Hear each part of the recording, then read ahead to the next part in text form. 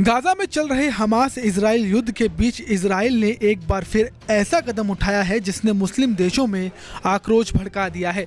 Israel के राष्ट्रीय सुरक्षा मंत्री इतमार बेन गवीर अचानक यरूशलेम में अल अक्सा मस्जिद परिसर पहुंचे और वहां प्रार्थना की। इस कार्रवाई को मुस्लिम देशों ने समझौते का खुला उल्लंघन करार दिया, जिससे मध्य पूर्व में एक बार फिर से तनाव बढ़ गया है।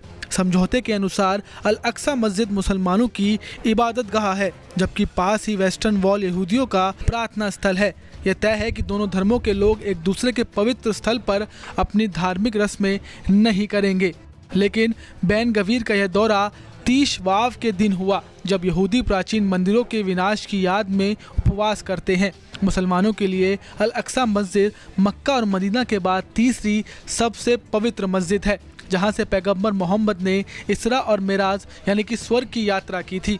इसे सबसे दूर की मस्जिद या बैतुल मुक़द्दस भी कहा जाता है। यह मस्जिद यरूशलेम के पुराने शहर में है।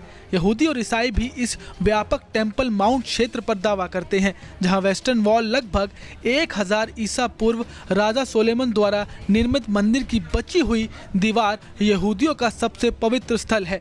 ईसाइयों के लिए भी यह महत्वपूर्ण है, क्योंकि माना जाता है कि यहीं ईसा मसीह का जन्म हुआ था। अब 1948 की अरब इजराइल जंग के बाद यरूशलेम इजराइल और जॉर्डन के बीच बांट दिया गया था। 1967 की 6 दिवसीय जंग में इजराइल ने जॉर्डन सहित अरब देशों को हराकर यरूशलेम पर कब्जा कर लिया था। इसके बाद जॉर्डन और इजराइल के बीच समझौता हुआ, जिसमें तय हुआ था कि अल अक्सा मस्जिद के आंतरिक मामलों का नियंत्रण जॉर्डन के इस्लामिक वक्फ ट्रस्ट के पास रहेगा, जबकि बाहरी सुरक्षा इजराइल की जिम्मेदारी होगी। जॉर्डन पहला मुस्लिम देश था जिसने इजराइल को मान्यता दी, लेकिन अल अक्सा का इजराइल के नियंत्रण में जाना मुस्लिम दुनिया के लिए एक बड़ी हार माना जाता है। जब इजरायली पुलिस सुरक्षा के नाम पर मस्जिद में प्रवेश करती है तो यहाँ जंग जैसे हालात पैदा हो जाते हैं। बता दें कि बेन गवीर के इस कदम के बाद इजराइल के प्रधानमंत्री बेंजामिन नेतन्याहू ने कहा है कि नियम नहीं बदले हैं और ना ही बदले जाएंगे। फिर भी इस घटना ने भारी विवाद खड़ा कर दिया है। 3 अगस्त को यमन के हूती विद्रोहियों ने जवाबी कार्रवाई करते हुए इजराइल पर 3 लंबी दूरी के ड्रोन हमलों का दावा किया, जिसमें 2 ड्रोन याफा और अशकलन के सैन्य ठिकानों को निशाना बनाने में सफल रहे, जबकि तीसरा हाइफा के एक बंदरगाह पर गिरा। बता दें कि हूतियों ने इसे सफल अभियान करार दिया है। एक विदेशी मीडिया रिपोर्ट के अनुसार हूतियों ने 3 मिसाइलें भी दागी हैं, जिससे कई इलाकों में सायरन बजे हैं। नुकसान की जांच अभी भी जारी है। ईरान समर्थित हूतियों ने इस हमले को बेन गवीर की अल अक्सा में प्रार्थना के जवाब में बताया है, जिसे वे इस्लामी जगत यथास्थिति का उल्लंघन मानते हैं।